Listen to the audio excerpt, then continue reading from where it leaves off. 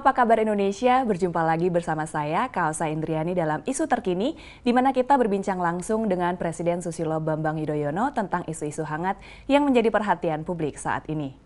Bapak Presiden, kita mengetahui bahwa pemilihan presiden sangat penting karena rakyat akan memilih pemimpin yang baru, pemimpin bangsa. Namun kegaduhan politik yang sekarang ini sepertinya hanya diwarnai oleh isu-isu seputar pilihan koalisi partai-partai politik atau juga pasangan capres dan cawapres. Menurut Bapak, apakah hanya isu-isu seperti ini saja yang harus dipikirkan oleh bangsa kita atau justru ada hal lain yang sebenarnya lebih penting? Ya, Kausa benar.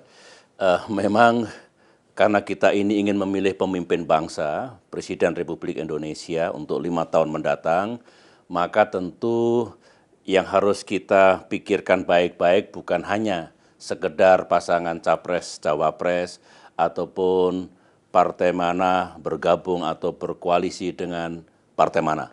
Tentu bukan hanya itu, tetapi memang koalisi atau apapun namanya itu penting. Sebab kalau dari segi suara, tidak satu partai politik pun sekarang ini yang bisa mengajukan capresnya sendiri. Berbeda dulu dengan tahun 2009, alhamdulillah Partai Demokrat dari segi kursi yang ada di DPR itu bisa mengajukan calonnya sendiri. Artinya memang diperlukan penggabungan partai-partai politik. Dan pasangan capres-cawapres juga memiliki makna yang penting karena rakyat akan melihat nanti siapa berpasangan dengan siapa. Tetapi saya berpendapat sekali lagi bahwa kita ini ingin memilih pemimpin bangsa. Jadi sudah saatnya, dan ini saya sampaikan berkali-kali, para calon presiden itu meningkatkan komunikasinya dengan rakyat. Artinya 5 tahun mendatang negeri ini mau diapakan? Singkatnya begitu. Kemudian pemerintahan juga akan dijalankan seperti apa sasarannya, apa kebijakan yang akan dijalankan, apa solusi yang akan ditempuh, dan sebagainya. Dengan demikian pada saatnya nanti rakyat akan bisa memilih secara rasional, bukan hanya secara emosional. Oleh karena itu saya juga menghimbau agar lembaga-lembaga non-pemerintah ataupun organisasi media massa untuk rajin mengundang para capres itu, menyampaikan pikirannya, berdiskusi, berinteraksi, dan bahkan berdebat. Dengan demikian rakyat akan yakin bahwa pemimpin yang akan memimpin mereka semua nanti sungguh mengetahui keadaan negara kita, dan terus terang mereka juga yakin bahwa pemimpin itu memiliki resep, memiliki konsep, dan memiliki solusi untuk mengatasi permasalahan bangsa. Jangan menunggu hingga nanti kampanye Pilpres resmi dilaksanakan. Biasanya kalau di panggung terbuka, rakyat tidak lagi mendengarkan apa visi dan misi serta solusi yang ditawarkan. Dan waktunya pun sempit. Sekarang inilah menurut saya mereka lebih sering berkomunikasi dengan rakyat. Saya kira pencitraan diri sudah usai. Rakyat sekarang ingin mendengarkan pikiran-pikirannya, kebijakan-kebijakannya, dan upaya untuk mengatasi permasalahan bangsa, serta upaya meningkatkan kesejahteraan rakyat. Itu pendapat saya. Baik Bapak. Ada kalangan yang mengatakan Bapak bahwa sebagai Presiden incumbent, Pak SBY ikut bertanggung jawab atas penyiapan dan juga pemilihan Presiden tahun 2014. Pak SBY diharapkan untuk lebih aktif. Setujukah Bapak dengan pandangan seperti ini? Ya, saya juga menerima harapan atau permintaan seperti itu. Begini, saya bertanggung jawab sebagai Presiden yang sedang mengemban amanah agar pemilihan presiden ini berlangsung secara damai dan demokratis, berlangsung secara aman, tertib, dan lancar, sebagaimana yang alhamdulillah dapat kita laksanakan ketika pemilu legislatif kemarin diselenggarakan. Tetapi kalau mempersiapkan calon-calon presiden, tentu bukan tanggung jawab presiden yang sedang menjabat. Saya kira putra-putri bangsa yang ingin memimpin negeri ini, yang ingin menjadi presiden tentulah mempersiapkan dirinya masing-masing. Dan sesuai dengan aturan konstitusi dan undang-undang, partai-partai politiklah yang mempersiapkan calon-calonnya untuk diusung ataupun nanti dinominasi pada saat pemilihan presiden. Jadi begitu pemahaman yang harus dimiliki oleh rakyat kita. Ada memang yang mengirim SMS kepada saya, Pak SBY, banyak pemimpin yang tidak menyiapkan pengganti-penggantinya, penerus-penerusnya, akhirnya terjadi krisis kepemimpinan. Kalau itu yang dimaksud sebenarnya, itu juga bukan tatanan dalam sistem demokrasi. Mungkin kalau sistem kerajaan, kekaisaran barangkali ada yang disebut putra mahkota, begitu. Atau mungkin ada sistem otoritarian, sebuah penguasa berkuasa begitu lama hingga usia tua dan kemudian dianggap tidak menyiapkan penggantinya sehingga pada saatnya sepertinya atau dianggap belum ada yang siap menggantikannya. Tentu tidak seperti itu demokrasi kita sekarang ini. Undang-undang dasar kita sudah mengatur dengan jelas, tiap presiden memimpin paling lama 2 periode dan semua sudah tahu akan ada pergantian kepemimpinan pada waktu-waktu tertentu dan disitulah masing-masing tentu mengambil peran untuk mempersiapkan siapa calon-calon pemimpin yang akan datang. Begitu Kausa pemahaman yang saya miliki. Baik Bapak. Ada juga kalangan yang mengkhawatirkan jika program-program Pak SBY yang disukai rakyat, seperti contohnya adalah BOS, Bantuan Operasional Sekolah. Kemudian ada juga beras miskin, beasiswa miskin, jaminan kesehatan, KUR, kredit usaha rakyat, juga ada PNPM Mandiri dan kenaikan gaji PNS, kenaikan gaji guru dan juga TNI dan Polri. Kemudian ini tidak dilanjutkan oleh presiden berikut yang menggantikan Bapak. Biasanya ganti presiden, kemudian ganti kebijakan. Apa pandangan Bapak? Ya, Ibu Ani, istri saya, sering mendapatkan SMS dari masyarakat. Bu, kalau Pak SBY nanti tidak menjadi presiden lagi, apakah program-program pro rakyat yang kami suka itu dilanjutkan atau tidak? Begitu. Begini, Kausa.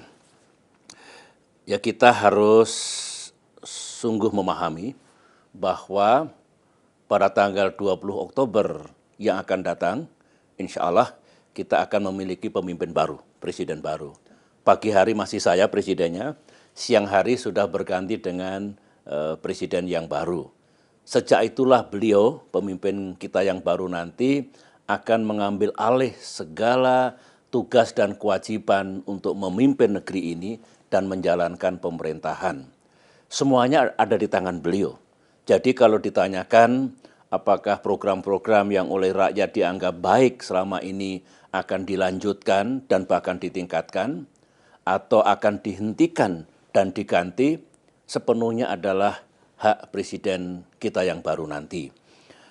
Tentu harapan saya sebagai yang sedang mengemban amanah dan insya Allah akan memimpin selama 10 tahun negeri ini, yang baik-baik dari yang kita lakukan, bukan hanya yang saya lakukan, yang dilakukan oleh bangsa ini, oleh pemerintahan kita ini dilanjutkan, tetapi yang belum baik diperbaiki.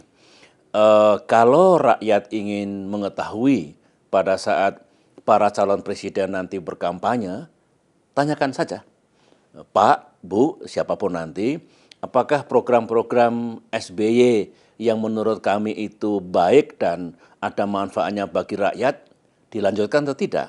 Ya dengarkan jawaban beliau-beliau itu. Jadi saya harus menyampaikan seperti itu.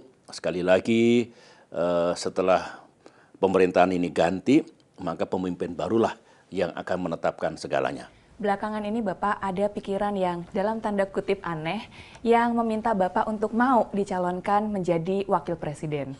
Alasannya adalah Bapak dapat membantu pemimpin yang baru sekaligus juga untuk memastikan bahwa kebijakan dan program-program pemerintah yang bermanfaat bagi rakyat itu bisa dilanjutkan. Terhadap pemikiran yang agak aneh ini, bagaimana pendapat Bapak? Ya, benar-benar aneh ya. Begini, saya juga mendengarkan, Ibu Ani juga membaca di sebuah surat kabar, ada dua hal sebenarnya. Ada pihak-pihak tertentu yang ingin memperolok-olok saya melukai hati saya, melecehkan begitu. Udah, suruh jadi wakil presiden saja SBY. Ya memang ada di negeri ini yang kebahagiaannya memperolok dan melukai hati orang lain. Tetapi yang menarik ada juga yang serius. Dan saya baca sepertinya tidak ada niat untuk menghina saya. Alasannya kalau Pak SBY mau jadi wakil presiden dengan segala pengalaman yang dimiliki dan membantu presiden yang baru, pasti pemerintahan akan berjalan lebih baik. Begitu logikanya. Tidaklah, ya. Tentu tidak. Andai kata saya ini bisa maju lagi untuk yang ketiga kalinya dan tidak dilarang oleh konstitusi dan undang-undang yang berlaku, saya pun mengatakan tidak akan maju lagi. Saya sudah berbicara dari hati ke hati dengan istri dan anak-anak saya, semua sepakat bahwa 10 tahun bisa memimpin negeri ini sudah merupakan kesyukuran yang luar biasa kepada Allah Subhanahu wa taala. Juga terima kasih kepada rakyat. Sehingga sekali lagi ini peluang yang luar biasa yang saya dapatkan. Dan saya punya pendapat, Kausa. Pemimpin yang terlalu lama berkuasa itu biasanya tidak baik. Saya membaca banyak sekali pengalaman pemimpin-pemimpin di dunia. Ya, pemimpin yang berkuasa begitu lamanya, 20 tahun lebih, biasanya, tentu tidak semua, itu cenderung untuk menyalahgunakan kekuasaannya. Sebagian mereka akhirnya menjadi tiran, menjadi diktator. Dan tentu tidak baik kalau kekuasaan digunakan secara sewenang-wenang.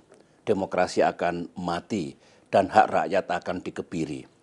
Yang lain, kalau memimpin terlalu lama, itu biasanya juga kehilangan inisiatif, tidak memiliki pemikiran yang segar karena jenuh dan dianggapnya tugas rutin semata.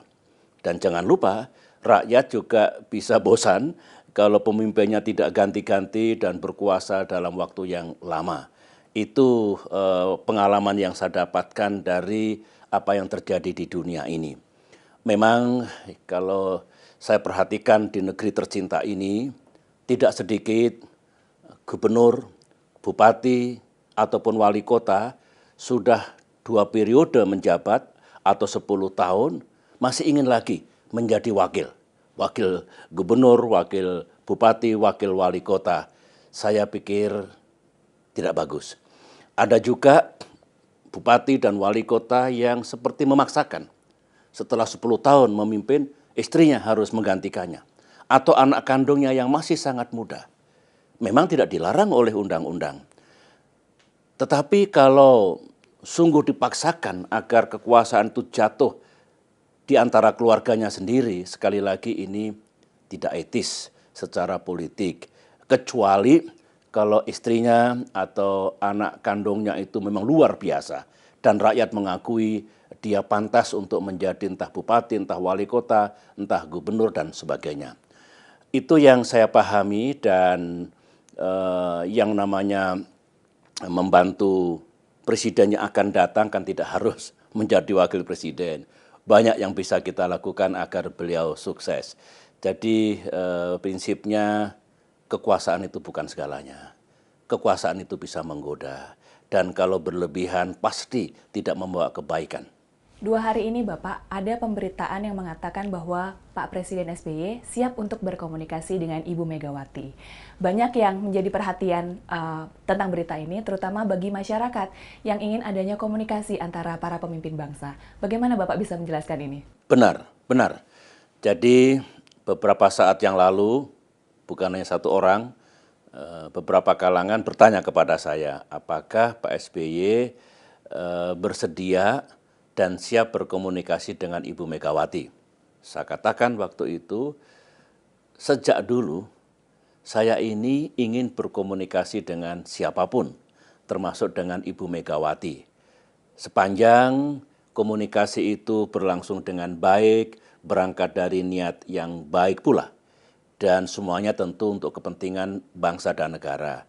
Terlebih ketika kita sedang memikirkan siapa pemimpin bangsa yang akan datang, maka komunikasi seperti itu diperlukan.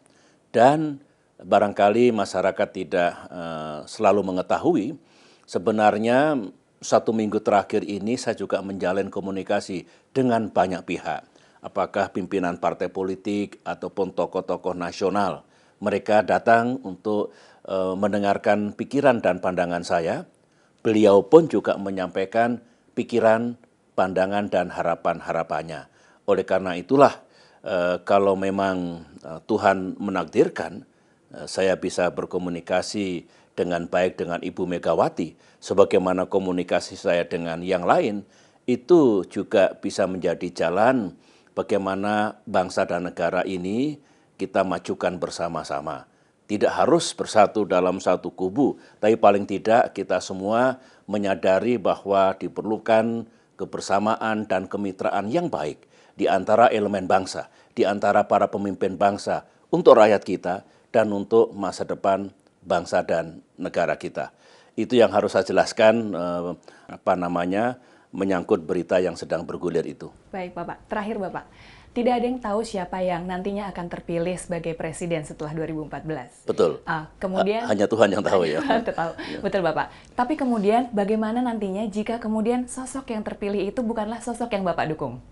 Siapapun kausa yang terpilih menjadi Presiden Republik Indonesia menggantikan saya kelak, harus saya hormati, harus saya sambut dan perlakukan dengan baik. Saya ingin membuat tradisi politik yang baik di negeri ini, bahwa pergantian kepemimpinan, suksesi presiden di Indonesia berjalan secara damai, mulia, dan bermartabat.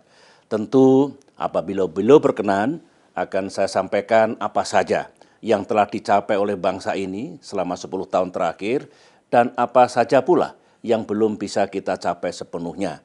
Bahkan barangkali rancangan APBN untuk tahun 2015 juga saya sampaikan.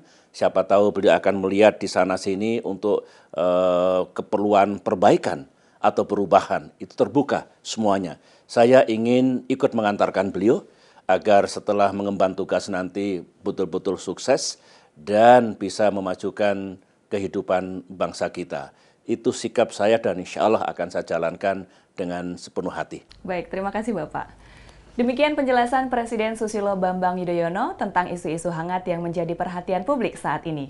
Silakan berlangganan pada kanal YouTube ini untuk mengikuti episode berikutnya. Kami juga menantikan saran dan komentar Anda pada akun Twitter dan Facebook Presiden. Sampai jumpa.